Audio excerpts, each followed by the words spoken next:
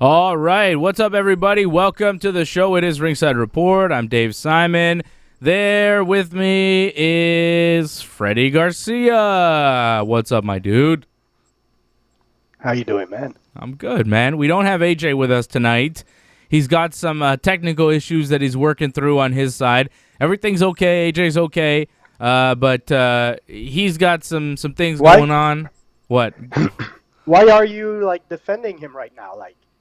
When What do I'm you not mean? here, AJ is always saying a bunch of crazy stuff on me. And I'm telling you what, my sources tell me AJ might have been caught doing some stuff he shouldn't have been doing. Who knows? It's Corona time. I Oh. heard there might have been male and female escorts at the place he was. I'm not sure. What? Speculating, my Oh. sources might be my imagination, but it's out Wow. there. The story is out there. Wow. AJ, where you at? Going hard right away, Freddie.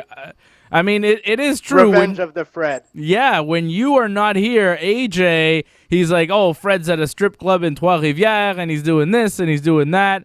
And now you're just firing back on AJ. He's not here, and you're like, escorts and everything. My goodness. AJ. That's what my sources tell me, man. Well, my sources tell me otherwise, but that's okay. AJ will be back on the show soon to defend himself. Maybe not tonight, but next week for sure. Sometime soon we'll have AJ back. Don't worry. This isn't the end of AJ. AJ's not been suspended. Welcome, everybody, to the show. We do have a lot of MMA to get to here tonight. The revolt. The revolt of 2020 continues against the UFC. UFC fighters are not happy about their pay. Curtis Blades is going to main event this weekend. He spoke out about fighter pay this week. Gray Maynard started telling his Joe Silva story. Joe Silva, if you don't know, was the matchmaker in the UFC before it was sold, while it was still under Zuffa, right? Joe Silva was the guy, and then Joe Silva had a share of the company, and he sold his share when the company got sold. He cashed in big time and went off into the sunset. But a lot of fighters don't have very nice things to say about our friend Joe Silva. So we will read some of the stuff here. We'll tell you about some of the stuff that many different fighters, including Gray Maynard, Mike Pierce, Sam Stout, Eddie Alvarez, all going after Joe Silva. Also, another fighter contemplating retirement, another top draw. The greatest female fighter of all time, Amanda Nunes, says she's thinking about retiring. Dana White pulled out whatever hair is left in his head. Cannot believe it. Totally upset, totally mad. And Dana White, I want to play some Dana White for you in a little bit. He had an interesting little conversation on ESPN with a man by the name of Dominique Foxworth, who is the former president of the NFL Players Association, and they talked about some of the issues that the UFC is currently dealing with.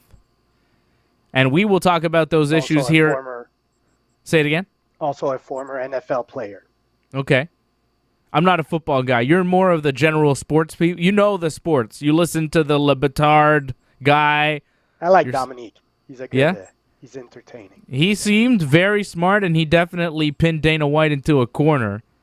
And I enjoyed what he had to say, and we'll play what Mr. Foxworth had to say to Dana White. First, though, I want to start with Joe Silva. Hashtag Joe Silva stories started trending. We have UFC Blades versus Volkov this Saturday, by the way. UFC Fight Night Vegas 3. UFC back in action this Saturday. And we'll preview that. And we can tell you that a Canadian fighter, a Quebec fighter, Marc-André Barriault, will be fighting on this card, taking on Oscar Pichota.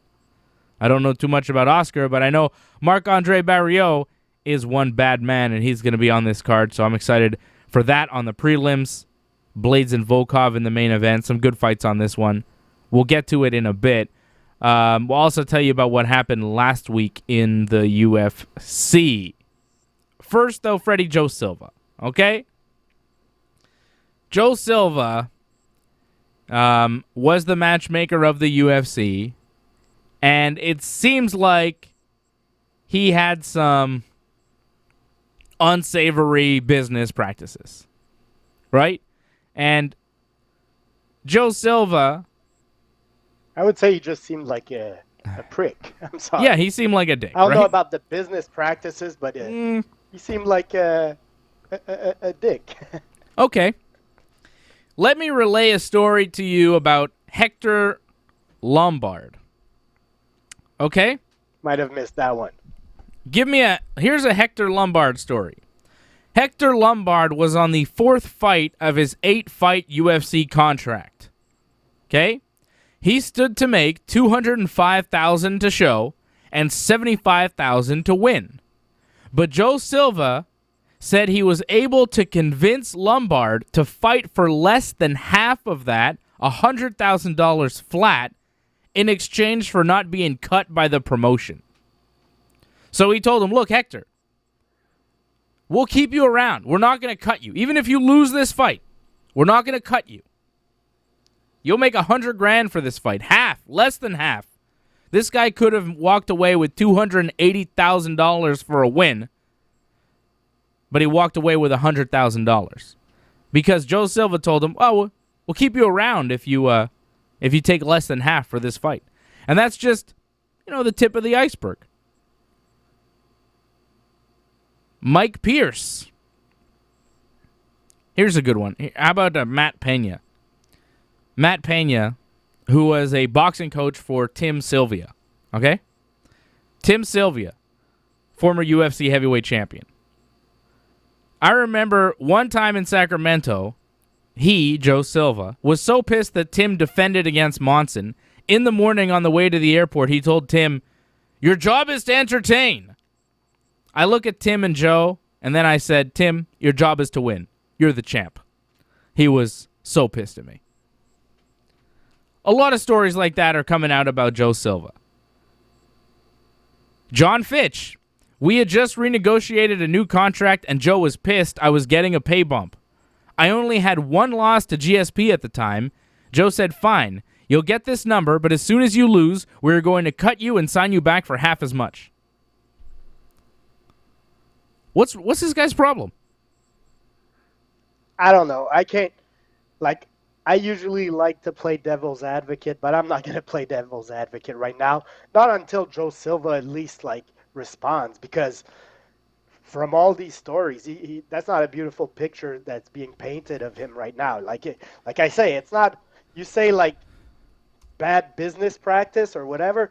I say just being a dick. Who talks to people like that? That's really, arrogant. That's looking at your employees, because I consider him to be a boss. So the fighters are his employees. Mm-hmm. It's you have no respect for them. You really talk to them down like they're shit. Honestly, it really doesn't paint him in a nice way.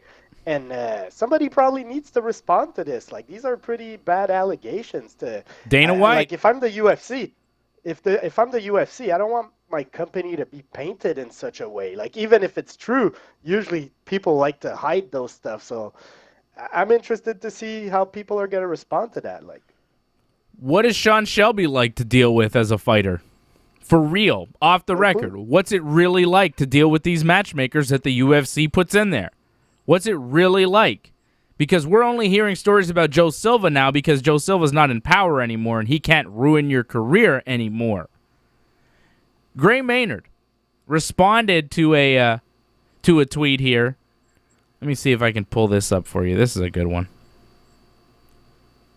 Gray Maynard really got a lot of this started, and I want to highlight him here for a second. So here's Gray Maynard responding to a tweet saying, "Fighters would sit after weigh-in starving, and Dana would tell them, fight of the night, submission of the night, knockout of the night will get $10,000 bonus." Used to think he's asking them to sacrifice everything for an extra $10,000 was appalling. And here's Gray Maynard's response to that. "I used to hear that speech. Then I gave him a fight of the year. Only got a normal bonus and a pat on the back. Joe Silva called a couple days later and made sure I got the lowest pay he could give me for my next title fight. $42K, $42K. So that's $42,000 to show, $42,000 to win. No pay-per-view points, nothing. Definitely no residuals. And just to refresh our memory, this was the fight with Frankie Edgar on January 1st, 2011 that went to a split draw for the UFC Lightweight Championship of the World. Still one of the greatest fights that we have ever seen in the UFC. And for the next fight, for the rematch, where Gray was knocked out in the 4th round in an absolute war, where he was never the same after those fights, he made $42,000. No pay-per-view points, nothing. That is just that. That's sad to me. Gray Maynard, in that legendary fight in October of 2011, the war with Frankie Edgar. His first loss, by the way, that was Gray Maynard was 10-0 before fighting Frankie Edgar. After that fight, after losing to Frankie Edgar in the rematch, he went on to lose his next 6 of 9. And that was the end of his career. Never the same, because those fights were like a car crash. You could go back and watch those fights. He fought Frankie Edgar for 5 rounds. Frankie Edgar was never the same after those fights. Those fights took years off their careers. Those fights were some of the greatest fights ever. That 2-set, Maynard, Edgar, 1 and 2 in 2011, incredible fights. $42,000 for the rematch? I understand it's 2011 back then. It's pre-Conor McGregor. Things are a little different than they are now as far as the UFC getting paid, but that's rough, man. $42,000 for what Gray Maynard gave to us. They should be getting like residuals, like, you know, UFC Fight Pass, like Apple Music and all that. It goes by how many times, you know, an artist soundtrack disc is played, you know, his album is played.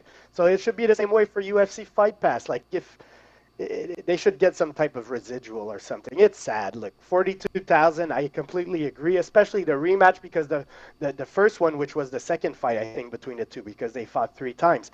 But the first championship fight that went to a draw, that fight was not like blockbuster. You know, it wasn't like super marquee or whatever. But after that, the rematch was very blockbuster. I feel like, you know, I feel both guys should be getting pay-per-view points on that. And look, it's sad. I would say lesson learned, generate that you out. Like, you got a short window to make some real money, and if anything, man, maybe you should hold out sometimes for you to make your viewpoint. Yeah, and that's what people are doing right now, right? People are holding out. Right? That's what's happening right now. People are holding out. And that's probably what they need to do. Yeah, exactly. It might be the right decision to do. I think it's what they have to do right now, because, I mean, it seems like the fighter mentality is wait, you know, take what they give you now, because it's as good as it's going to get. And eventually, if you play the game and if you win the fights and if you get to be the man, then you'll get paid. Then for sure you'll get paid. But enough guys have gone to that end point where it's like, okay, time to get paid, and then they don't get paid. So now you're starting to figure out, okay, well, you could play this game to the end, but at the end, there's no pot of gold at the end of that rainbow. I feel like a lot of UFC fighters take the chances, take the fights, take the money now, because they think, okay, well, once I get to a certain spot, then they're going to have to pay me because I'll be so big and so powerful that there's no way they'll let me sit out because I'm worth too much. Meanwhile, George St. Pierre, John Jones, Conor McGregor sitting out because UFC doesn't think they're worth the effort. So you got to recognize at a certain point the UFC is not going to give you that payday when it comes time for the chickens coming home to roost. They're not going to hook you up. They're not going to give you that money. Ask John Jones. Ask Jorge Masvidal. Jorge Masvidal said, cool, I'll take this deal for Nate Diaz. That's a good deal, whatever. I'll take it. I'll win the fight, and then I'll be so big, I'll be so massive that my next fight I'm going to get paid millions of dollars. And then the UFC says, okay, you're going to fight the world champion, Kamaru Usman. And Masvidal says, cool, sounds great. What am I getting paid? And the UFC says, less than your last fight. Don't you feel that's probably what happened to Nate also? Like, Nate, he fought Conor twice, and then we didn't see him for a while until he fought Masvidal. I feel it's probably something similar where, Nate makes a bunch of money, and then the offers are probably for a quarter of what he got to fight Conor in that rematch, So is it really worth it? At the same time, if you're Nate, you got to be logical enough that only Conor's going to bring those numbers, So hopefully he got what he deserved for Jorge, but hey, guys have to fight. Yeah, if you cave in, you're going to be a good company guy. Like, let's take Donald Cerrone. I'm sure Donald Cerrone has made very good money throughout his career. He could probably have made more, but at the same time, being a company guy, UFC always have his back. Even if he's on a losing streak, they might not kick him out. Diego Sanchez is another guy that comes to mind. It's hard. But, yeah, these guys definitely deserve more money, all of them. And there are certain guys out there that are happy with what they're getting. They feel like they're getting enough. Maybe they're taking care of a little bit more. And they're ready to shout down these other fighters that are asking for what they're really worth. And that, to me, is really disappointing. I'm seeing some fighters out there saying, oh, why are you guys asking for more money? Francis Ngannou, instead of saying, hey, John Jones, why won't you fight me? Say, hey, Dana White, John Jones has a point. Maybe I should be getting paid more, too. Instead of Gilbert Burns telling Jorge Masvidal to shut up and take the title fight, and Gilbert Burns taking the title fight for some peanuts he's going to get. Hey, Gilbert Burns, if you beat Kamaru Usman, you think you're going to get paid? Fucking fat chance, bro. Can you blame them? No, I can't blame them. I don't blame them. Well, how about Daniel Cormier? Daniel Cormier seems real happy. Guy. He's a company guy, real happy with his deal.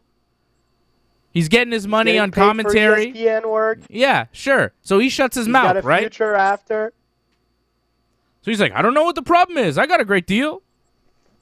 Come on, man. But, man, I heard Chael Sonnen this week also, and Chael Sonnen, who doesn't work for the UFC, works for the competitor. He still has the UFC's back. So doesn't he work for ESPN? Put everybody out there. Does he work also for ESPN? But I mean, he fights for Bellator. So he doesn't really fight anymore. Didn't he retire? He works for ESPN, man. It's part of the UFC family. I don't trust anything Chael says. Pro UFC. Come on, man. Chael would never lie. Bullshit. Chael made a whole career lying. That's all he does. Chael Sonnen lies just as much as Dana White. You don't believe Nog really fed a carrot to the bus? Fuck no, and that was racist when he said that shit. Fuck Chael. Chael's an asshole. I like Chael. I mean, personally, I've interviewed Chael. He was lovely to me, real gentleman. It was really weird. I interviewed Chael one time, and he didn't have all the... it wasn't bullshit. It was just like a real guy having a real conversation. And it was good. I liked Chael. But the fucking persona, it's like, it was a little much with Anderson Silva. I was not happy with him back then. Okay? And he got paid, but he should have been paid more. He should have been paid more than he was for those big fights, man. Whatever he got paid for the Anderson Silva rematch wasn't enough. Imagine how much the UFC made off that fight. Come on. That was massive at the time. Chael's happy because, look, if you paid me, $8 million or whatever for a fight, I'd be happy too. Yep. I'd be happy too. Until you told me how much they made. Okay?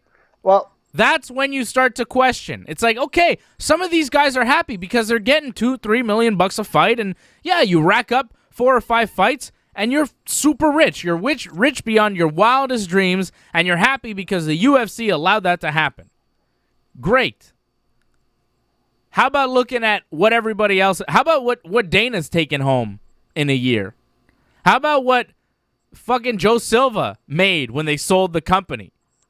How about all the money that the UFC and the UFC owners are making right now off the backs of the fighters? Just because, like, the UFC giving you $8 million should make you wonder where the fucking rest of it is.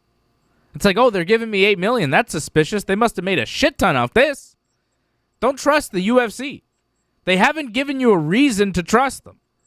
Curtis Blades is fighting this weekend, and he's like, guys, it's like 18% of the profits here. If they raised it by like 10%, 28%, it'd still be a massive raise for the fighters. And Curtis Blades is fighting this weekend in a main event of the UFC, and he's given an interview to CBS Sports talking about how the UFC is underpaying their fighters. He's still going to fight, but here's Blades. He says, I don't want to hear all those excuses. The money is there. I don't want to hear the excuses. Even if you just bumped us up to like 29% of revenue, that would be a giant raise for guys. I don't want to hear that. If you don't want to pay us, just say you don't want to give us the money. Just say that and don't make excuses like, I don't know where it's going to come from. It's like, bro, don't do that. Don't disrespect our intelligence like that. We are worth more. If you don't pay us, if you don't want to pay us, just say that, and we can make our own informed decisions. Don't treat the UFC fighters like they're idiots. Don't tap them on the head and give them whatever pennies you can give them, knowing how much is really happening. And the UFC fighters are starting to wake up and figure out how much the UFC is really making and how little their cut is. I would tell fighters to keep on talking. If anything, I'll take the baseball example. The union helped a lot, but if you look at the baseball history of the salaries going up, one of the big factors is when they started making everything public, all the numbers public, where you see like, wait, this guy is making that much and I'm just making this? I should be making more. And guys need to start making numbers public, everything. But signing bonus, whatever. What does Dana White say when you ask about what the fighters are making? What does he always say? What is the stock answer? Ask them. Ask them. Well, and believe me, they're not. Them. They don't want you to know how much they're making because they're making so much. Dana White says they're making so much that if you ask them and they don't want to tell you because then everybody's going to come and start asking for money. That's what Dana White says about the fighters. He's like, don't ask me, ask them. They're making so much they don't even want to tell you. Meanwhile, you got Gray Maynard telling you exactly how much he made. Yeah, well, more guys need to speak up like that because Gray Maynard has power for him to speak up. He hasn't been relevant in many years. You know, like guys are quick to speak up once their career is over and all that. But John Jones, Masvidal, those are the guys that need to keep on talking. Those are the guys that need to put it out in the public, what they're getting and what they feel they should be getting. Conor McGregor. Now, definitely. Shout out to people watching. I'm seeing people in the chat. Franco316, Lauren Cronish, Acme Tunes. Franco asked a good question, but it's a question we hear a lot. Why can't they just create their own circuit, their own league, their own fight promotion? Because they're stuck to UFC contracts. Because the contracts go one way. If the UFC signs you to an 8-fight contract, you are stuck to the UFC for the next 8 fights. And you have to take those fights. You can't get out of that contract. You can't. At the same time, I'll say brand recognition still worth something. Okay, there's been like if you look at the example for example, Affliction, they tried to start something with big fighters. Strikeforce had a nice roster and all that. Brand recognition is also worth something. So yeah, it'd be great to start a new brand. But before that brand is actually worth something, most of these fighters will be past their prime. Well, that's Fred, my opinion on that. If the UFC didn't have such one-sided contracts, if there was an Ali Act that applied to MMA fighters like it applies to boxers, they would be allowed to get out of their contract with 6 months of inactivity. And that is currently not the process for the UFC. So if you're Conor McGregor, if you're John Jones, if you're George St. Pierre, and you stay inactive for 6 months, you say you're retired, your contract is done with that promotion. And then you can come back and do your own thing. And don't tell me that you need the UFC letters behind a pay-per-view that features George St. Pierre versus Conor McGregor and John Jones versus some other dude, right? You put John Jones and Conor McGregor on a pay-per-view, those two guys get together. That's enough. That's enough. That's money. People are going to buy that thing, without a doubt, right? You put Conor McGregor on a pay-per-view, McGregor Promotions, that shit will sell. They don't need the UFC. They don't.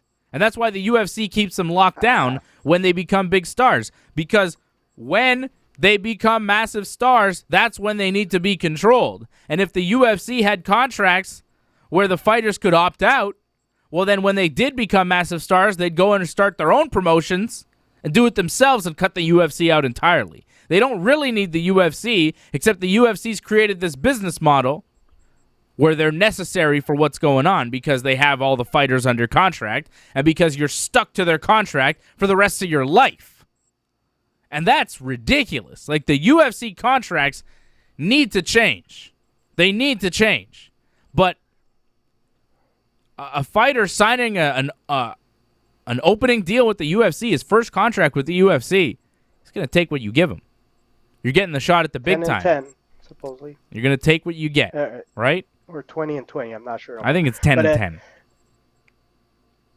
Look, I don't know if you say, okay, Conor McGregor, definitely. He could go out and make his own promotion and make a lot of money.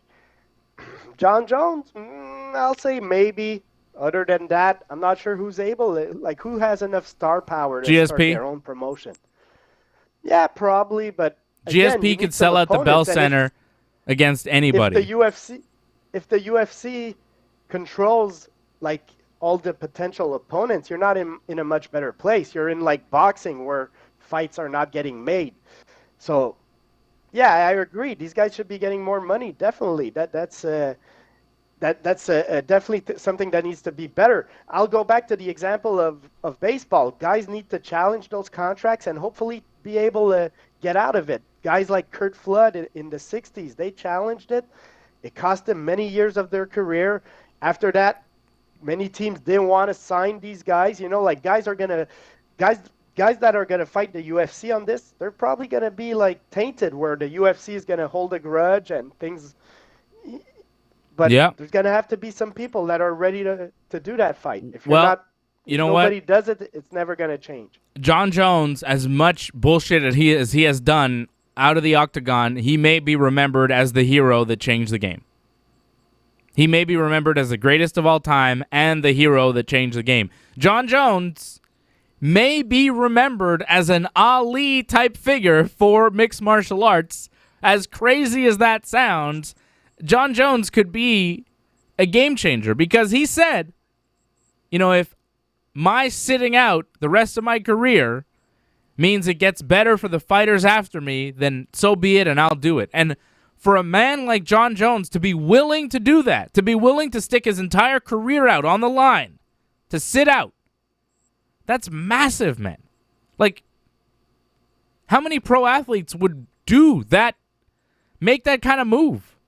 Sit out for the betterment of the sport. Like, that is, I got to commend John Jones on that. That's a massive move. And he might start a change. Right? Like, you can't underestimate what John Jones is doing right now. And as much as you want to shit on the guy, you got to give him credit for what he's doing right now for the fighters. But will it change anything? Like, I'm asking, seriously. I don't know. Like, if the UFC never caves in, yeah, it hasn't changed much. I think they he just have lost to. a couple of years of his career. Don't you think they have to? Like, if these guys are really willing to sit out and retire, they probably. If Conor, Masvidal, Jones, Amanda Nunes, if everybody just says, fuck it, I'm out, they're going to have to do something. Like, they can't go on putting on these fights with people that are just not really known, you know? I mean, look. Nate was as big as he was after that second Conor McGregor fight. And how long was he inactive? And I bet many times, like, they tried to approach him, and it only got done after some time. So I think it could be something similar with John Jones, where, you know, we don't see him for a couple of years, and it finally gets done, and he gets one good payday. but I don't think it changes like the structure. Right now, it's going to take more than that. Who knows, a strike or something like that, because the UFC's vision is that they could just replace you with anybody else. Oh, this guy doesn't. George St. Pierre doesn't want to fight. Johnny Hendricks, you're the champion, and you're fighting Robbie Lawler for the championship or whatever it was. I forget who did Hendricks fight for the title. Yeah, Robbie. It was Robbie Lawler. But Yeah. so you see, they'll just go on and say, this guy's the next champion. Oh, Connor, you're off. We're doing an interim title right here. And then Connor, you're back. Oh, you lost the title. Good. Like, they're just going to move on. Of course, like, nobody, if they, let's say they do an interim title at light heavyweight, everybody's going to laugh at that. Everybody knows the real light heavyweight Who champion wants is to John watch Jones. Jan Blachowicz against Dominic Reyes? Who would put that in the main event of a pay-per-view? That's shit, man. That's a garbage fight. No one wants to see that shit. You couldn't even main event a fight night with that fight. That's garbage, bro. That is trash. You know it. No one wants to see that. Agree. I'm not going to debate that. You need John Jones, Jan man. You need the stars of the sport. That's what we watch for. We're not watching to see whoever the fuck you're throwing at us, man. Give me some stars. But they won't cave. No, they won't cave. Well, if they don't cave, man, they're going to lose a lot of fan support. Because I'm going to keep hammering them about all these fighters that are sitting on the shelf because the UFC won't give them a fair shake. The Diaz brothers, George St. Pierre, Conor McGregor, John Jones, Amanda Nunes, Jorge Masvidal, and the list goes on and on and on. The biggest stars of the sport are sitting out right now because of fucking Dana White and the UFC owners. I don't even want to blame Dana. It's the fucking owners. Dana is just middle management. He's being told what to do. When Lorenzo Fertitta told him what to do, he was a way better guy. I had way fewer problems with Dana White when Lorenzo was in charge. Frank was there too, Frank and Lorenzo, but it was really Lorenzo. We all know it. Right? I'm mentioning baseball a lot, but I'm going to mention baseball a lot again because look at what's happening right now in baseball, though. Right now, they're not playing baseball because they can't get to an agreement. The owners, they like, let's say they have a 89-game schedule or whatever. The owners are not offering pay based on 89 games. They're offering pay lower than that because they're saying we have a revenue loss. So, in a way, the UFC, yes, they should like probably renegotiate for Jorge, for John Jones. I don't see them renegotiating for Curtis Blades and things like that. Like, it's not going to change to that point. Not right now, anyways. I don't see it changing right now. It needs to change across the board for it to get better. And as far as the baseball deal goes, you know, it's a totally different deal. The players, I mean, compare what baseball players are paid compared to what MMA fighters are paid, and the split of the revenue that goes to the players compared to the split of the revenue that goes to the fighters. It's a big difference, right? I'm just saying, the owners should pay the players their fucking full contracts if they want them to get out of bed and play baseball. These are multimillionaires. You want to go out and play a game? Fucking pay them for it. Fucking, I don't understand. I don't understand. Take pay cuts. Oh, come on. I don't understand anybody out there who's going to take the side of a billionaire over a millionaire. Why? I don't understand anybody who's pro-owner. You know the owners are richer than the players, right? You get that, right? Except for Derek Jeter. But everybody else. Really listen to Le Batard. Huh? I feel like I'm listening to Le Batard right now. Well, he's a smart man. I don't listen to him, but I assume he's correct. All right? Here's something from ESPN. Here's Dana White talking to, let me get this guy, Dominic Foxworth, who's a former NFL player and the former president of the NFL Players Association. Now, here is the goof himself, Mr. Dana White, talking to him. This is a two-part clip. We're going to play part one here, and then we'll play part two. All right? It works pretty well like that, eh? How about it? Where is this? Wait a second. That they were more than happy to sign less than a year ago.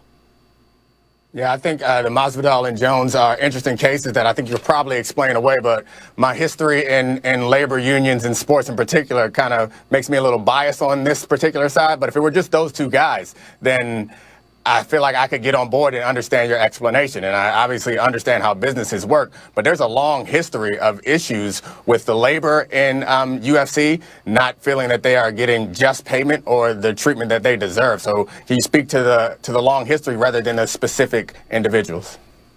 Does anybody feel like they make too much money?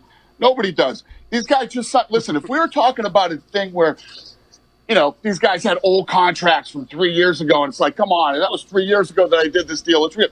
They signed these less than a year ago. Right. This was months ago. By the way, I don't know if you know this, but we're in a pandemic right now, and no other sports are going. Oh, by the way, every other sport out there is arguing over money right now. I haven't laid off one employee. I haven't asked any of my fighters to take less money, and you don't hear me out here crying about, no, I don't get any gates. I don't have this. You don't hear me crying about anything. I'm running my business. I'm paying everybody.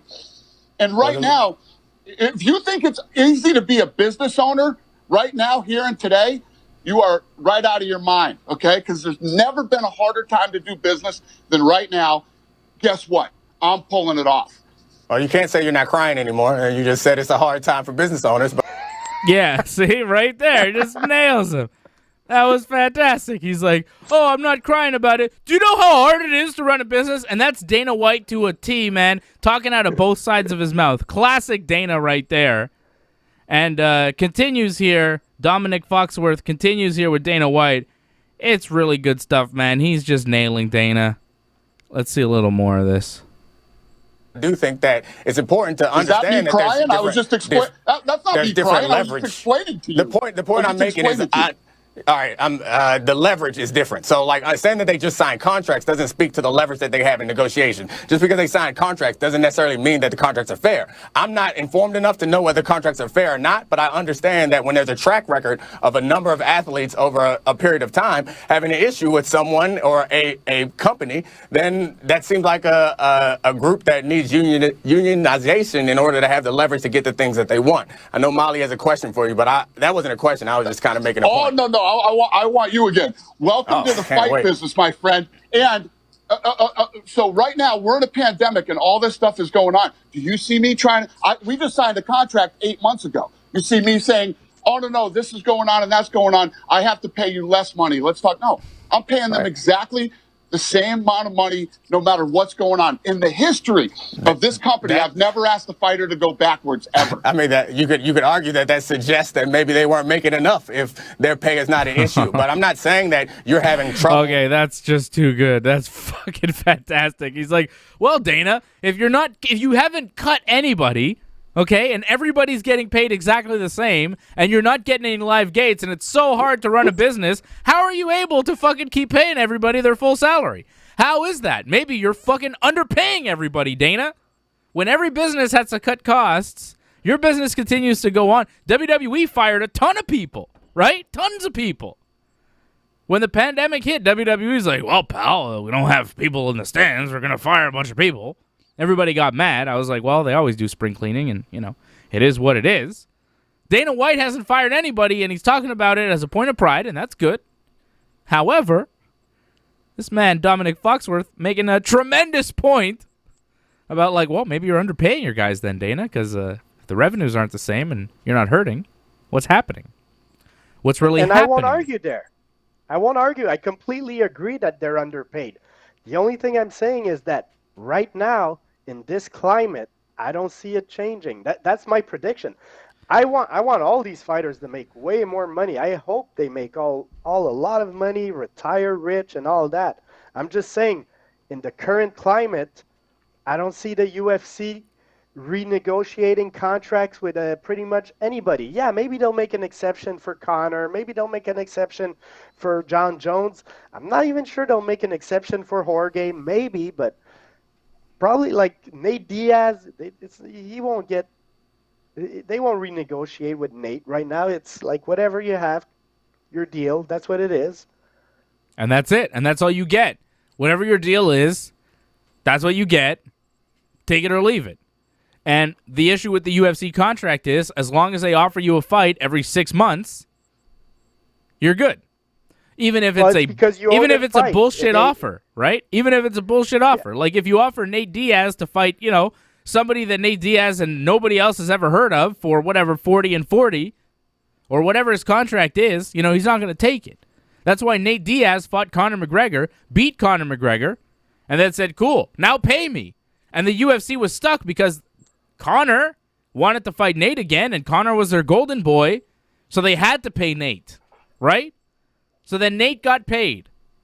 And then Nate fought Conor, lost a decision, and then he went away for a long time. Why? Because no fight was worth it after that for him. Once you get, $10, $12 million for a fight, $5 million for a fight, do you really want to go back to $500,000 for a fight?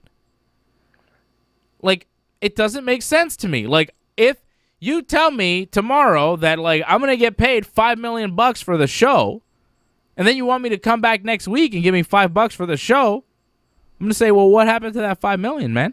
I don't really want to do the show anymore. I got $5 million in the bank. I can chill out for a while. Call me back when you got $5 million. Call me back when you have another fight offer that's worth my time. And they did when they had Masvidal. When they needed somebody big to fight Masvidal, when they had a big idea, and said, okay, let's get Nate Diaz. Nate's back. They had Nate fight Pettis. Nate wanted to come back and fight. I don't know how much that was the UFC offering him a good deal or Nate just being tired of sitting around and not fighting, didn't want to fully retire, so he came back. And that's what happens with UFC fighters. They just kind of wait it out for a while. UFC doesn't offer them what they think they deserve, but the alternative is never fighting again. So they say, oh, well, fuck it, I'll take what the UFC is going to give me. I got no other choice. They go, they take the fight, they make their money, and then they fuck off again. Again, I'll say, let's put the numbers out there. Like right now, we always get the show money. Like people always do articles of UFC payout, show money, which is not the whole story. There's other bonuses, whether it's signing bonuses, it's promotion bonuses, pay-per-view points, but all that needs to be out there, especially the pay-per-view points, because me and you were having this discussion this week, and I feel like one way that this gets fixed is that the higher the pay-per-view sell, the bigger the share should be for the fighter, especially now that the pay-per-views are on the internet with ESPN Live. They're not paying the cable companies no more. So let's say a pay-per-view sells under 500,000 sell. Well, they only get $2-3 a pay-per-view. But once it hits 500, that number should be at least doubled or tripled because the expenses for the UFC don't change. Whether the pay-per-view sells 200,000 pay-per-views or 1 million, the expenses are pretty much the same. Maybe the promotion budget is a little bit bigger. But other than that, the expenses are the same for a pay-per-view that sells 100,000 or 1 million. So I would also add, let's say. Yeah, and I would also add to that, Fred, that we know that the pay-per-view points, a percentage of the pay-per-view, $1 or $2 for every pay-per-view sold, they do it does increase over a certain number, for certain fighters' contracts, the ones that we've seen. But it needs to double or triple. It's for the champions. The challenger doesn't get pay-per-view points. I think the challenger in a title fight should get pay-per-view points as well. That seems fair. Because you see so many challengers. Sometimes it's negotiated. Oh, man. So many challengers go in there against a champion, and they just. Come on. Like Felicia Spencer's not getting any pay-per-view points. She took a beating from Amanda Nunes. Give her some money. You're taking the worst example, Felicia Spencer, please. I mean, she deserves money for what she went through. People need to put the real numbers out because I bet that Masvidal and Diaz both got pay-per-view points for that fake title, or Tony Ferguson must have got pay-per-view points and maybe not Gaethje. You're right. I don't know, but put it out there so people know about it and put the number out. If some guy's getting $2 and this other guy's getting $3 at pay-per-view, well, both of them should be getting $3. They're not putting it out there because when you put it out there, the fighters share information. It's public record. They can check in with each other, and then they can say, hey, wait a second, I'm not getting a fair deal here. Why is this guy getting this and I'm only getting this? That doesn't make sense. And then they can go to Dana, and they can ask for more money. And that's why the UFC doesn't want to make that information public, because they don't want to have to give more money to the fighters. It's basic, It happened in pro wrestling. I'm going to give you a pro wrestling example here. Fighters should say it. Yeah, the fighters should say it. The fighters should, and they're starting to, but not all of them. right? But it's tough. Not everybody just wants to say, hey, this is what I made, you know? I don't want to talk about how much money, you know? That's a personal question. People don't want to, you know, it's not a... I'm saying that's how baseball got the salaries up skyrocketing.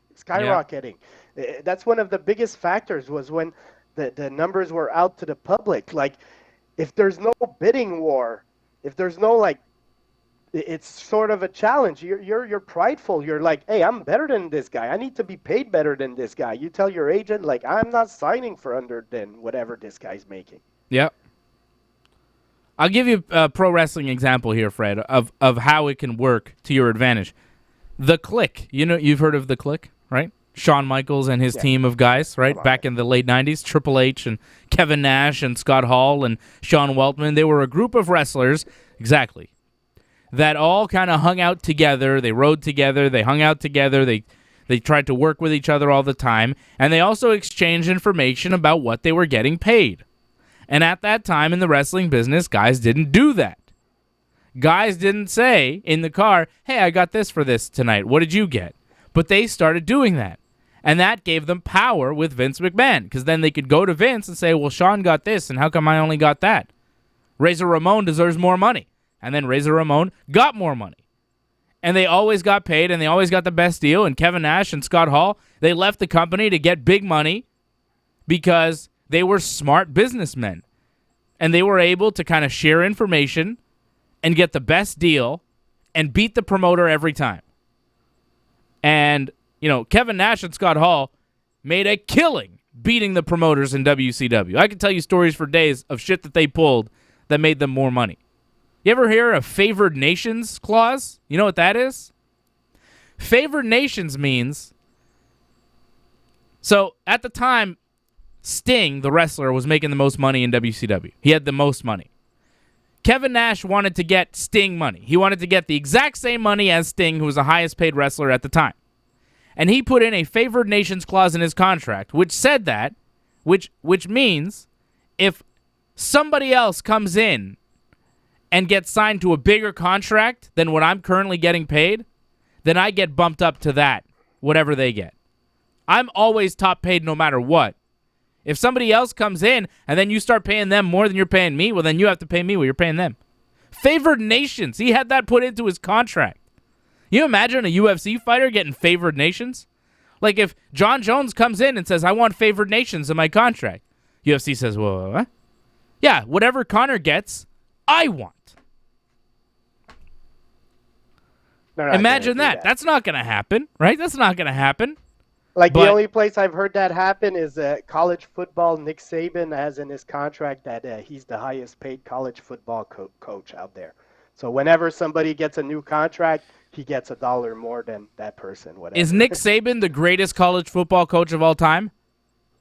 Yes. Well, John Jones is the greatest fighter of all time. And last I checked, fighting is way cooler than coaching football. I mean, all you do is stand there with a fucking clipboard. John Jones head kicks people to death. Come on. Get the fuck out of here. Look, they need to make more money. I agree. But I'll repeat myself. Put the information out there. Make sure that the next guy has some tools to negotiate. Like, if you go to the negotiation not knowing, like, let's say you're whoever, you're John Jones, and you don't know how much George St. Pierre makes and how much Anderson Silva makes, how much Daniel Cormier makes. What are your negotiations? Like, how do you like agents, of course, they share a lot of agents, but these agents need to communicate more between each other. But I'm not sure that happens. I think there's a lot of rivalry between agents. The agents don't communicate. The only way fighters can get that is where they sign to a big agent, like Ali Abdelaziz, who's a big agent in MMA now. And if you notice, the big agents in MMA, they don't stay around the scene for that long. You have after a few years, and you wonder why. Except you don't, because then there are lawsuits from fighters, right? So Ali Abdelaziz is a big agent right now, and what he does for his fighters is that he knows. Because if you have like 100 UFC fighters under contract, well, you know what this guy's making, what that guy's making, and you can negotiate against that, right?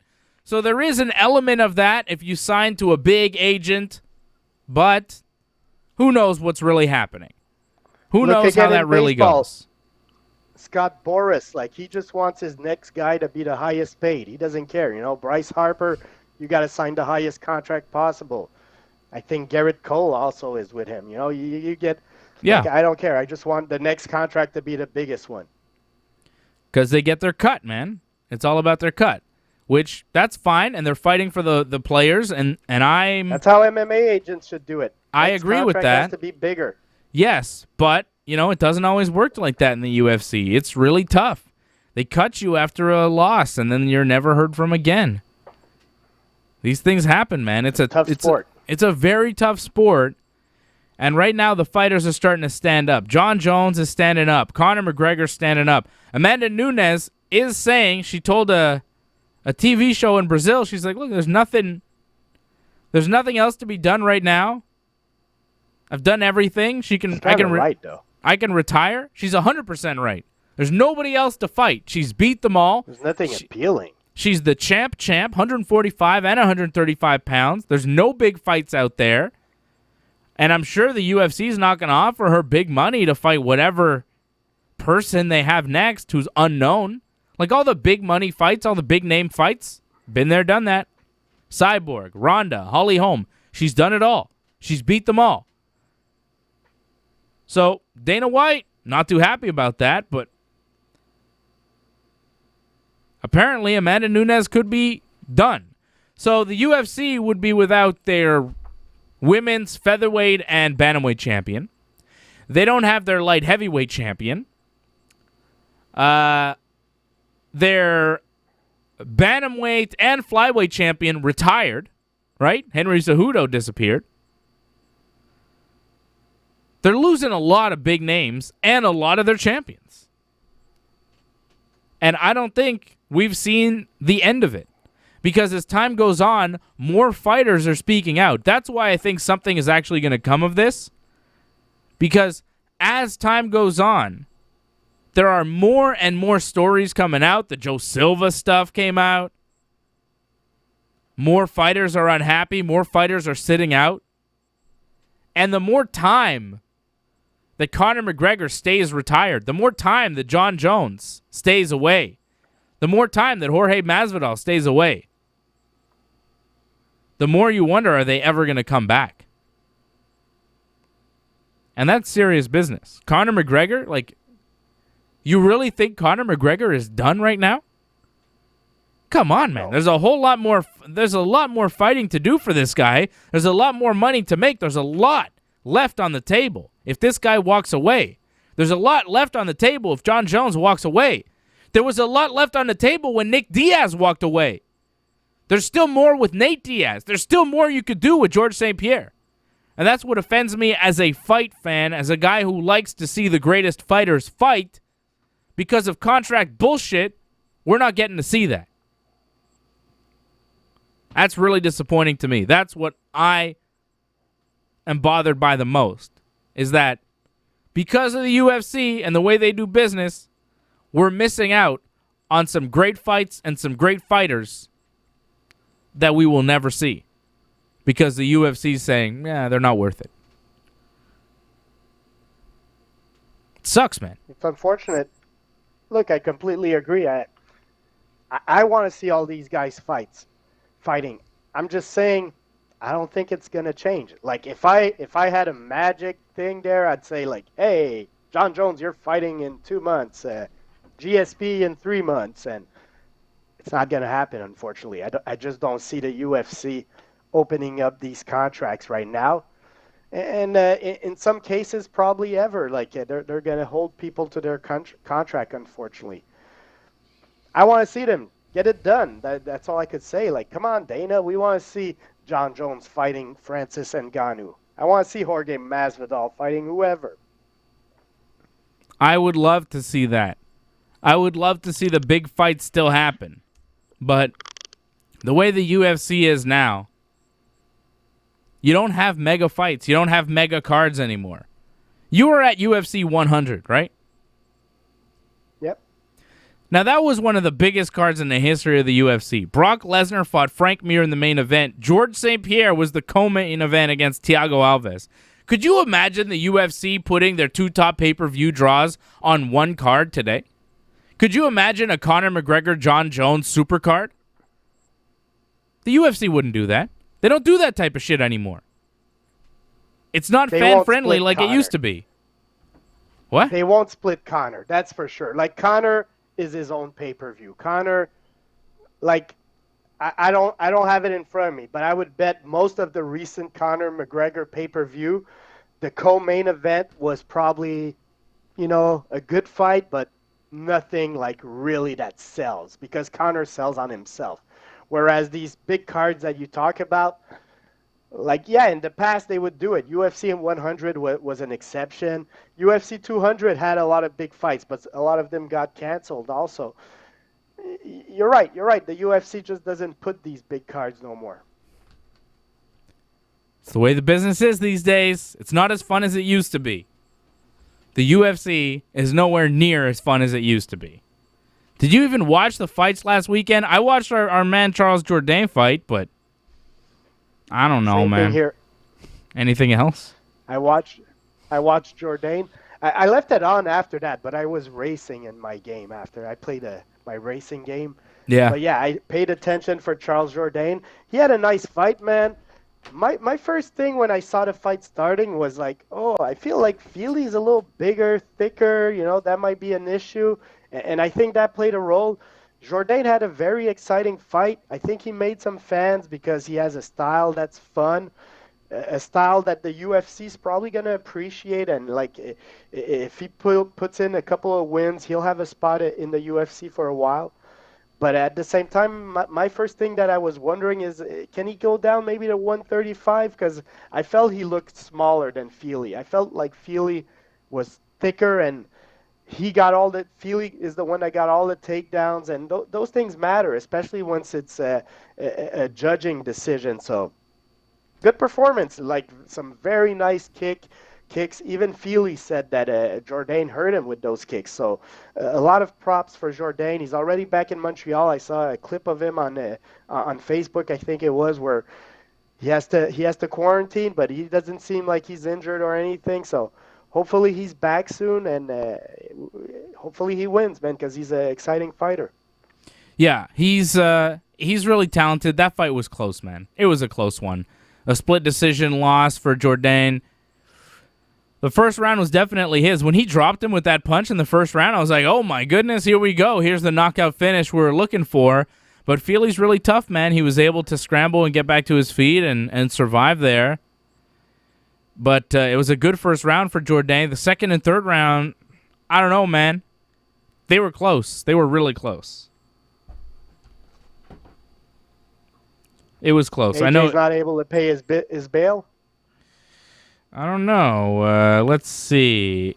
AJ. I think we might get AJ on the show. I'm trying to communicate with him. If he's able to pay his bail. Yeah, because he was, in prison? Is that what you're saying? He just got out of jail? Well, I said, like, he got arrested earlier.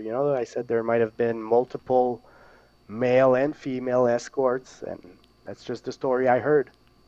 Wow. I'm not saying it's true. I'm just saying I heard it. Well, I'll tell you what. From maybe my imagination, but I did hear it. I don't know. Maybe AJ will be here to defend himself.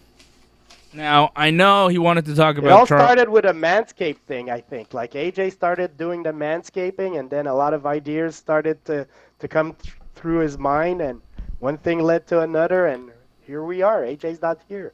Whoa. So you're saying things got a little spicy, and AJ started getting some ideas. Now, of course, Manscaped is a great product, and it might get you into some trouble, but you're always going to have a good time.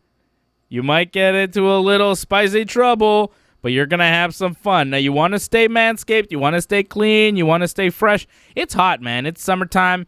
You need the Manscaped 3.0, the lawnmower. You need all your Manscaped products. You need to hook yourself up. Go to manscaped.com. Use the promo code RINGSIDE20 for 20% off plus free shipping on your order. Manscaped.com, promo code RINGSIDE20. You get 20% off, free shipping on your order. And there's so much great stuff from Manscaped. We've got this ball toner, crop reviver. Keep your balls smelling fresh. Keep your balls fresh with this ball deodorant. Freddie is clean and tight down there. Everything looking good, right? Everybody is using the Manscaped. We're all manscaping. Be like us. Be like the Ringside Report team and stay fresh for the summer down there. Your balls will thank you. Go to manscaped.com. Use that promo code Ringside20 for 20% off plus free shipping on all your Manscaped orders. And do it right now. Still no AJ. I think AJ's having trouble. I'll tell you, though. I'm going to tell you about our friends over at Stitcher, okay? While we wait for AJ. We'll see if we can get AJ on the show here. Now, at the Ringside Report Network, we've been making podcasts for a long time, and many of you have been using Stitcher to stream or download Wrestling Uncensored, Ringside Report MMA. Stitcher offering you the Ringside Report universe as part of their sponsorship of our work, a special offer on the premium version of their service. Besides all of our shows, you can listen to over 100,000 shows on your iPhone, Android, tablet, PC, Amazon Echo, or in your car on demand, ad-free, with Stitcher Premium. You get Stitcher Originals, bonus episodes, comedy albums, and more. Just $4.99 a month or $34.99 in a year. Go to Stitcher.com/premium to sign up today. That's Stitcher.com/premium. Use the promo code RINGSIDE for a free month, and let Stitcher know that we sent you. And now, I believe, reporting from what looks like outside, I don't know where he is, Fred, but he's here to defend himself. We have our man, AJ DeLessio. He's experiencing all sorts of technical issues. There he is. AJ, can you hear me? Can you see me? I can see hear you, see you. I see half your face. You're kind of choppy. Why are you outside? So, I didn't have time to set the studio. It's been a disaster. Here, man. Half of me, anyways. All right, we're gonna get rid of you because we could barely hear you. I don't know. You're all choppy and like we know what happened. Fred told us what happened to you. You know, you were arrested with many different women. Apparently, that's what Fred said. So he was telling all sorts of stories about you, AJ. Escorts. Oh yeah. I'm just saying. Man, I thought it was legal, but apparently it was supposed to be legal, but you still need the social distance. Oh man, AJ getting into all sorts of trouble. So is that what happened? You were in legal trouble, and that's why you're not on the show right now? And now you're escaping from prison? Is that what's happening? That's what Fred said. I plead the fifth, man. I plead the fifth. All right, AJ's pleading the fifth. Thanks, Freddie. I appreciate it. I don't know. He's if really you're ever in choppy. trouble, just call Freddie. Fred, what do you think? Yeah, get rid of me. Yeah, let's get rid of him. Yeah, we got to get rid of him because he's on his internet from his cell phone. Yeah, you're on your cell phone internet. Okay. Go get on Wi-Fi and figure I know, it out. man. What am I supposed to do? I don't know. Okay, but I'm going to get on Facebook. I'll see you later, guys. Okay, there's AJ. Bye, AJ. There goes AJ. I don't know what that was. I don't know what was going on there. Oh, super choppy. I don't know why he's outside. I love that. I don't know. He says I'm gonna get on Facebook, which just basically means he's gonna spam the chat. You know, like yeah. Now he's gonna go watch the show on Facebook, right? And spam the chat as always, like he always does. We made AJ vanish. Of course, AJ's on that public internet. He's probably getting hacked right now.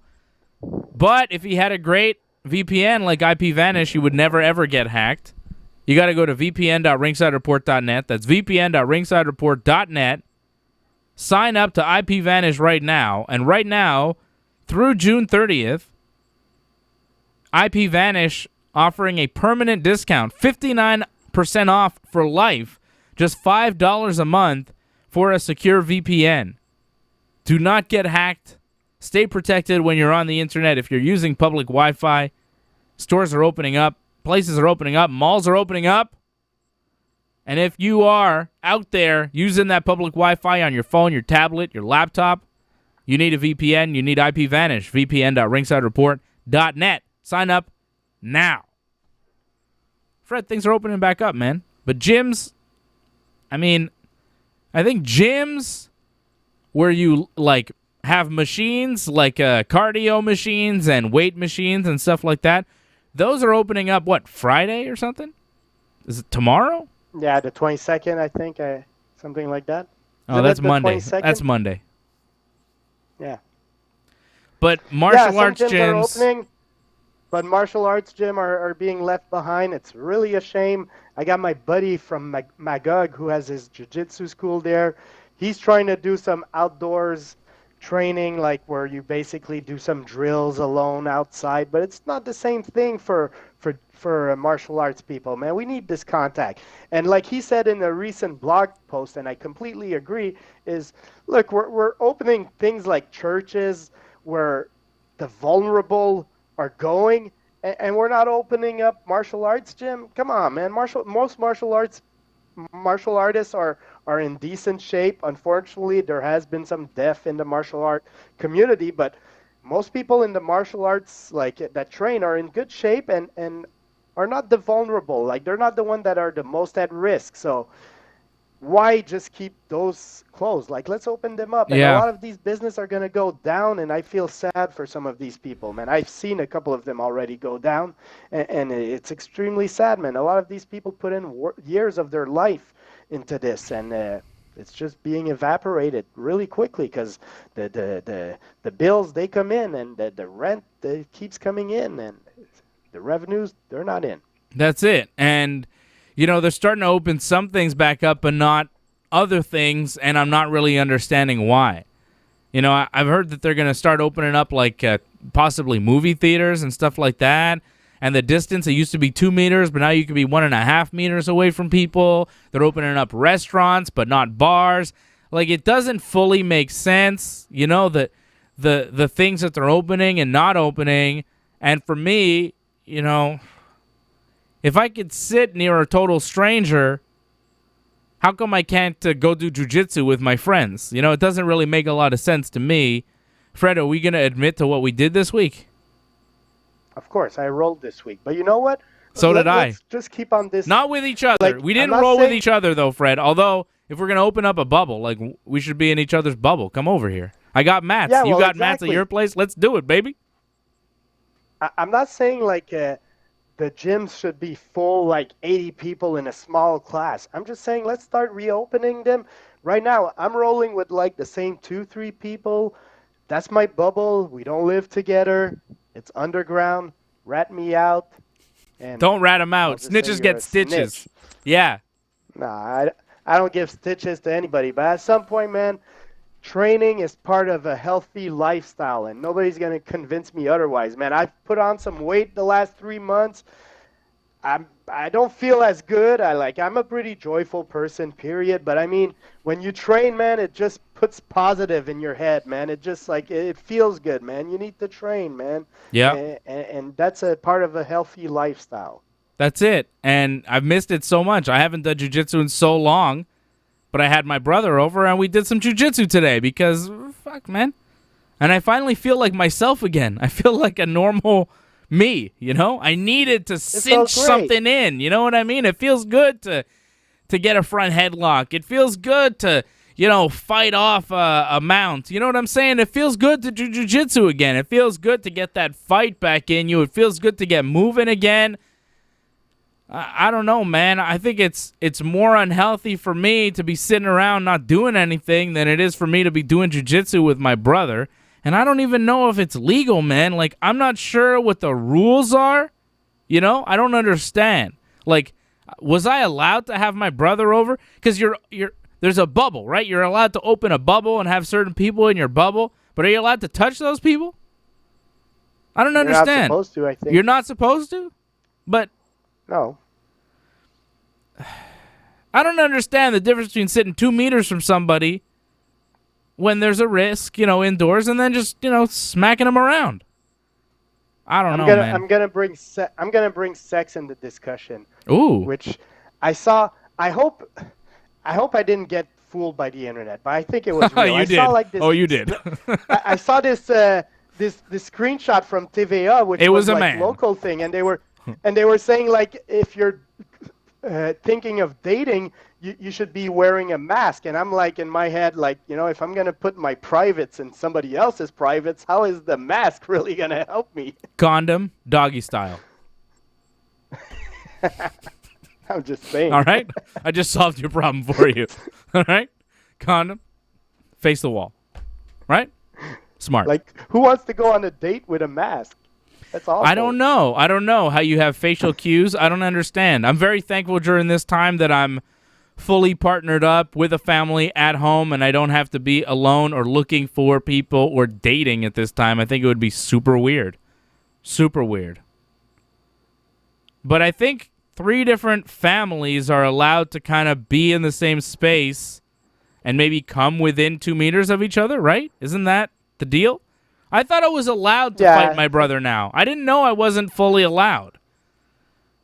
Well, fuck it. I'm doing it. I don't care. I don't think so. I'm not a lawyer either, man. But, yeah. I'm a libertarian, so if any of you rat me out, I will be super pissed. And can they really prove it? I mean, this is a show. This is all entertainment. No one can actually prove that I rolled with my brother today.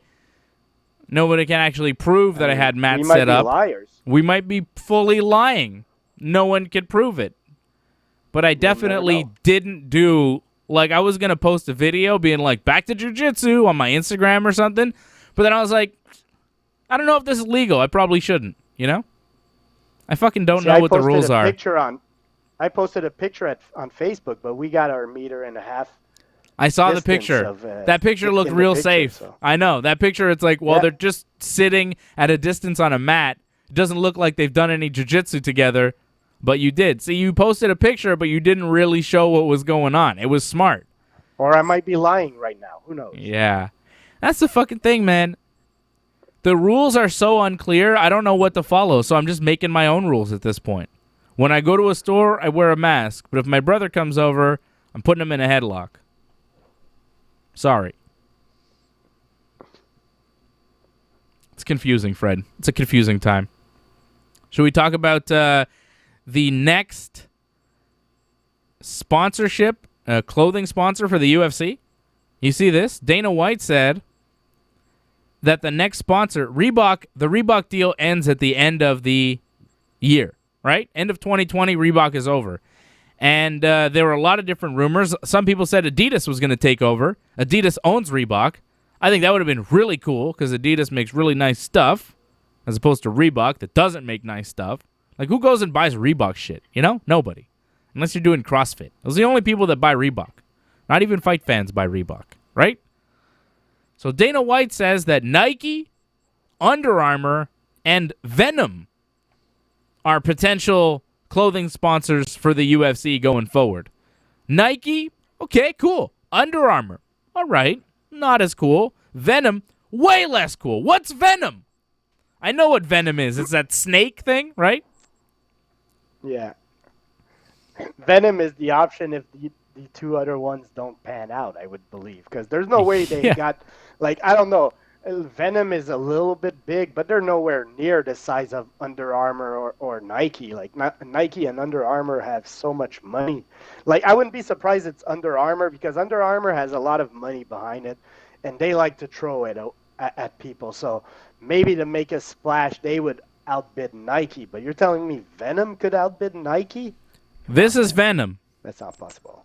Just so you know, this is Venom, okay? This is the type of stuff that they make. They're like a fight-branded company, right? It's mostly fight stuff. They make fight gear, gloves, and shit, right?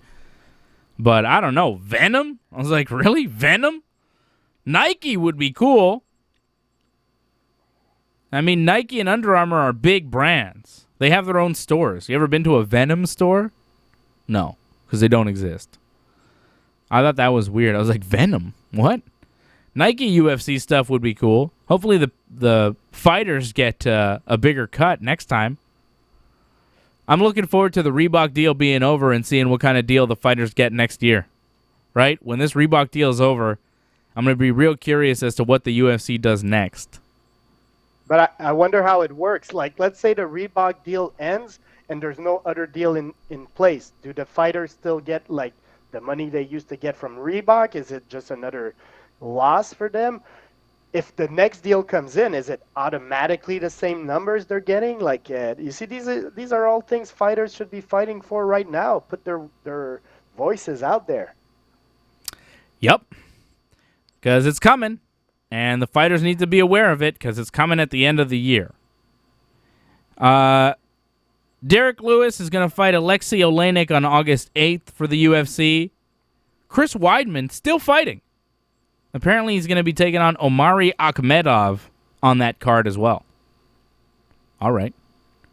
Thank you to Antoinette, who dropped a super chat. She says, "Hi, guys, and nice shirt, Dave." Thank you. Wearing my Andre the Giant t-shirt. Woods MMA says Under Armour makes sense. It definitely does. A lot of people like Under Armour. Under Armour makes a lot of sense. They had that sponsorship with GSP for a while. I think they might still have the sponsorship with GSP. Under Armour was a lot bigger of a brand, I feel like, 4 or 5 years ago. What happened to Under Armour? They're not as big as they used to be. You don't see it as much as you used to. I like Under Armour. I think they make the best underwear, all right? Most of the underwear I wear these days are Under Armour. I think it's fantastic stuff. Other than that, though, I don't know. I like the stuff they do with The Rock. I like The Rock Under Armour stuff, you know, the Dwayne. That's good stuff. It's not a bad company. I just feel like they were more popular a few years ago. Last time I remember people talking about Under Armour is when the Steph Curry shoes came out, and they got a lot of bad publicity for them being ugly, they would say back then. But right. Other than that, I remember them for signing big contracts with like Bryce Harper. They also tried to outbid Nike for Kevin Durant. I think they offered Kevin Durant $260 million for 10 years, and he ended up going to Nike for $285 for 10 years, which there's so much money in sponsorship. Fighters need to fight for that also. Like, don't be accepting $2,000. $2,000? Didn't you hear the numbers I just said? $200 million they're throwing. That's for one player. Yep. Sponsorship deals in pro sports are very lucrative. In MMA, not so much. Why is that? Because the fighters aren't allowed to wear what they want when they're most visible. Crazy. You're in the NBA. You have a shoe deal. You can wear your shoes in the NBA. No problem, right? No problem. The NBA has a deal for the uniforms, right? Yeah. And I'm sure the players get a cut of the jersey sales and stuff like that. But as far as the shoes, like, they can wear whatever they want. Their own stuff, their own gear. UFC fighters, you got to wear what the UFC tells you to wear. You got to wear that ugly Reebok shit. And you're not going to get a cut of it either. It's crazy. I used to like the Anderson Silva Nike things. Yeah. I remember they would not sell them here. They would be like hard to find and all that, man. Like, I wish I had some Anderson Silva Nike gear. I remember trying to find the John Jones Nike gear. Remember they had Bones Nose? Yeah, that was cool stuff, and you couldn't find it anywhere. It was, like, very limited. Maybe if they signed a full-on deal with the UFC, they could print out more stuff. Nike has good stuff, man. But, I don't know. I don't know what the next UFC deal is going to be. Okay, UFC this Saturday in Vegas. Matt Frivola has been pulled from the card after his cornerman, Billy Quarantillo, tests positive for COVID-19. It happens. Is that the first person since Jacare? The first person that's caused a fight cancellation. I think maybe somebody in the production. Don't quote me on that. I'm not exactly sure. But it's the most high profile since Jacare. Say that again? Like, I know WWE has had an issue this week, but I would say, like, overall, those are good. Like, it's good news that it's not been higher than that or anything. Like, yeah, of course, some people are gonna test positive, but as long as it's only one case every couple of weeks, I'm good with that. Like, and that, let's knock some wood that nothing serious happens to whoever catches it. But like, I remember when it started, people were fearful that it would be, like, much worse. Like, they were fearful of an outbreak. You know, one guy would give it to everybody there. But that has not happened, and far from it. So, if anything, I think, like, we should be positive at least. Yeah, it's good that more people aren't testing positive, and the UFC's testing seems to be working so far. Right? Seems to be working. So, before we preview these fights here coming up on Saturday, I just want to circle back to a little bit of the Joe Silva thing. There was an Eddie Alvarez series of tweets that we didn't cover that I think we should mention just before we get to the other stuff here. Here's Eddie Alvarez telling his Joe Silva story. Okay, so I'm in the restaurant of a hotel a few weeks after the Anthony Pettis fight, eating by myself. And next to me is Joe Silva with a group of buddies, and I believe Sean Shelby. They're having some drinks. I never interacted with Joe, but I took the time to introduce. Next, I asked who my opponent could possibly be, and half joking, half serious, asked for the champion if he's available. Joe took the opportunity to tell me with the way I am fighting, I'll never get a title shot as long as he's around. They all laugh. At this point, I'm completely embarrassed. I want to hurt him, but I just joined this promotion. This guy pretty much makes the rules. The funny part was he was standing, and I could have swore he was fully seated. So I took the high road and went to my room in a rage. I get a call a few weeks later from Dana, not Joe, asking for the RDA fight. I thought, wow, this one must have went over Joe's head. Joe 4-foot a lot of things do. So I get the fight I wanted, and Joe didn't want. I KO RDA and win the world title in the first round. As I make my way out of the ring and in the back, guess who's the first guy standing there? Yeah, Joe. No congrats, no good job, just a bitter, angry, small little man. I said nothing. Nothing needed to be communicated. I just wink. Success is how you destroy your enemies. Good stuff, Eddie Alvarez. That's a success story showing Joe Silva what's what. And I wanted to get Mike Pierce's story as well, who called Joe Silva a hobbit dirtbag. He says, one time I was at the curtain about to make the walk, about to fight. Joe Silva reminded me why he signed me and why he hadn't cut me yet. In other words, perform how I expect or you're gone. One hell of a pep talk when you're already under immense pressure. Good job, Joe Silva. Telling people how to fight. That's illegal, by the way. Dana does that also, though, a little bit. He's not supposed to. I agree. Look, it's in bad taste. If anything, I would say, it paints a picture. Like, you often say, in the old days with the Fertitas, things would get done and things like that. And you're right, things would get done. Yep. It doesn't mean it was better for the fighters back then. I think these stories show power-hungry people. We know Dana's power-hungry, but hearing Joe Silva treat people the same way, it shows you that it's a little bit more widespread than just the big boss. It's like the whole executive branch or the whole, top guys really look at these fighters as if they're cattle, if they're not important, and that's a little bit sad. Honestly, it's not a beautiful picture if I'm Joe Silva, I would want to defend myself if it's not true, and his silence right now speaks a lot, I would say. This is really not a good look for him. I don't care how rich I am, I wouldn't want people to think I'm that type of prick. Well, he hasn't said anything. He was very quiet his whole career. He never gave interviews, right? You never heard from Joe Silva. And you're still not hearing from Joe Silva. You're just hearing the stories about Joe Silva. And he seems like a dick. And it makes you wonder what type of... he's representing the UFC, right? This isn't like people are attacking Joe Silva, and I get it. He's the guy being a dick. He's the guy doing these things. But he's also representing the UFC in negotiations with the fighters. He's also a UFC employee, one of the bosses of the UFC in a position of power, abusing these guys. So let's not act like, well, when Joe Silva's gone, so it's all good now. Come on. That's what I'm saying. I think it shows more the high brass of the UFC because these type of stories remind me a lot of Dana White. Dana White is a little bit of a dick with a lot of people that he doesn't like. Go ask Randy Couture, go ask Tito Ortiz to tell you stories of Dana White. They're going to have similar stories than that. But Joe Silva, he was a very important person in the company, but he's not the top guy. So for him to act like that, to me, is really it's not a good look for him. It's not a good look for the UFC either. If I have a business, I wouldn't want my general manager or whatever, my matchmaker, to be treating people that way.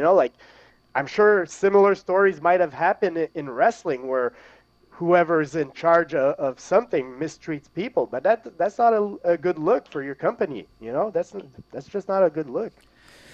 The UFC and the bad looks just keep going and going, right? Sam Stout put out a tweet. He said he was paid $2,000 to show and $2,000 to win for his first UFC fight. I mean, that was UFC 58 back in 2006, but still, $4,000 for your first fight in the UFC. My God. Yep, not good, man. The UFC is just looking worse and worse every single day, and I wonder when they will reach that boiling point. I wonder what the tipping point will be. Curtis Blades, minus 430 the favorite, taking on Alexander Volkov, plus 345 the underdog. It is the main event for UFC Vegas. UFC Vegas 3 is what they're calling this one. Blades versus Volkov coming up on Saturday night. I got Blades, okay? And mostly because... Do you give a shit, though? Volkov Do you give a shit? Is this a main event that you really care about? Like, again, it's another UFC card 2 weeks in a row. I remember a time when they would put these fight nights together, I would at least care about the main event. But now they're so devoid of stars, they can't even put together a fight night main event that I care about. Last week, I did not watch the main event, okay? It's the first UFC main event I have not watched in 10 years at least? At least. How fucking crazy is that? I never miss the main event. Never. If I miss it, I'll go back and watch it. I gave so little of a fuck about that fight last Saturday night. Who fought? Cynthia Calvillo and Jessica Ai? They went 5 rounds. As soon as I saw they went 5 rounds and it was a catchweight fight, I was like, fuck it. Whatever. Yeah, but who cares, man? It was a decent... What are they fighting for? What are they fighting for? They win and what? Who cares? I don't give a shit, man. You're completely right. I'm just going to say this card is a little bit better than last week. I'll probably end up watching it. I mean, you know, there's Jim Miller. I always like Jim Miller. There's Josh Emmett is a guy that I always like see fighting still. Clay Guidas, Ticia Torres, Marc-Andre Barrio. There's some Roxanne Modafferi. There's some people like... It's a better card than last week. It's a but yeah, exactly. But and as far as the main event, it's not a great main event. But I just want to say Curtis Blade is going to win, I feel, because Volkov, man, you should have killed Greg Hardy. And you didn't look good against Greg Hardy. You won, but you didn't look like nothing special, man. So yeah. If you can't, like, whoever doesn't beat Greg Hardy, I feel is a disappointment. That's my future rule for anybody that fights Greg Hardy. If you don't beat him up, like, badly, you're a disappointment. Yeah, I think Blades is going to win. Blades is good. He's a massive favorite. Decision. Yeah, I could see that. I could see a TKO as well. He's a strong guy. He's won a lot of his fights by knockout. I could see Blades finishing Volkov here in this one. But, yeah, I got Blades to win. He's a big favorite. The rest of the card, you know, Raquel Pennington and Marion Renault. I don't know. It's not a great fight. Jim Miller is fun. Not a great card. No, it's not a great card, man. Marc-Andre Barrio taking on Oscar Piechota. I don't know if that's how you pronounce his name, but Marc-Andre is going to win this fight. It's pick'em, minus 110, minus 110 on either side. Go with Marc-Andre for the win. Right? Like, I'll tell you what, next week, you know, Dustin Poirier is fighting Dan Hooker, but other than that, it's not a great card either. All of these cards are a little bit iffy. UFC 251 in Abu Dhabi or wherever it happens there, it's going to be a nice card with 3 title fights. But after that, the other events that they're doing over there, they seem also a little bit like weaker cards. So we'll see, man. This whole COVID, man, they got to reshape some cards. I'm going to give them a little bit of leeway on that. But at some point, yeah, I want to see some more star power on these cards. I'll give him leeway until September. By September, if John Jones and Conor McGregor don't have a fight, it's going to be a fucking problem on this show, let me tell you. But this card on Saturday, not too great. Couple fights that I want to see. Clay Guida, Bobby Green, that's fun. Marc-Andre Barrio is fun. Last weekend, I watched Charles Jourdain's fight, and that was it. First time in over 10 years I missed the UFC main event and didn't give a shit about it, didn't even go back to watch it. That says a lot, man. That says a lot. I'm a big fight fan. I love MMA. I love the UFC. But that main event did nothing for me. And they've had some weak shows and some weak main events. But I don't know, man. I'm getting tired of the whole scene. It's getting ugly out there. And the UFC is just... They are not putting together the big fights that I want to see. And next week, good main event. Dustin Poirier, Dan Hooker. Rest of the card, I don't know. Mike Perry is supposed to fight Mickey Gall in the co-main event. Can I show you what Mike Perry put out on his Instagram today? Did you see that? Look at his face and hands. Look at this. That's Mike Perry's face and hand. He posted this on Instagram today. What happened to him? That's not training. That's a street fight. Right? What are those injuries? Like cut on your head, cut on your hands, like you fuck somebody up without gloves. Like that's what it looks like. He got into a street fight, no? What's happening? Yeah, I would agree. Like I could understand maybe the cut in the face, but the ones on the hands and also that's from punching a guy without a glove on. And when I see that, I say to myself, like, you probably can't punch for a couple of days right now, no? Like, I mean, he's supposed to fight next week. How? Yeah, Mike Perry seems a little bit like a... And when you're that fucked up and you have to fight next week, wouldn't you, like, hide your injuries a little bit? I don't know, man. That's a weird one. He's supposed to fight next week. What? Fuck. Mike Perry, man, is an odd person. That's all I could say. Super weird guy. Fucking UFC, man. I don't know what's happening these days, but it is a mess. All right, Freddie. Let's wrap this show up. We're going to do a watch-along for UFC 251, though. That card will be fun. July 11th. I hope. What date is that? July 11th. Because don't forget, man, I'm waiting for a baby by the end of July. So, uh-oh. You might not be here. If it's not, if the baby's not here, I'll be at 251 with you on the watch-along, but... It's starting to get... I might be there to start the show and not finish it. Who knows? Because the baby will come during the UFC? That'd be crazy. That'd be crazy. All right. Well, I guess it's wait and see now. We're getting down to crunch time for Freddie and the baby. Like, July is... it's coming here, so... Well, I guess we're going to lose you for a few weeks, too, right, Fred? Are we going to lose you? I would say there's a chance for at least a week or two. Yeah, okay. At least minimum 2 weeks in a row. Yeah, even if you're doing the show from home. Come on. Well, I mean, it all depends. Like, let's say this baby comes in on a Friday morning. You know. Yeah, maybe and you got 1 week. And you got little Susie as well. Like you're gonna have your hands full. Yeah. You know, it's not just a baby, but there's another baby. I mean, she's still 2, right? She's still young, so. Yep. And she's starting to have her own little character, which wants everything. Oh yeah, I've got one of those too. By this time next week, By this time next week, my son will be 3. How about that? My son's turning 3 on Wednesday. Yeah, on Saint Jean.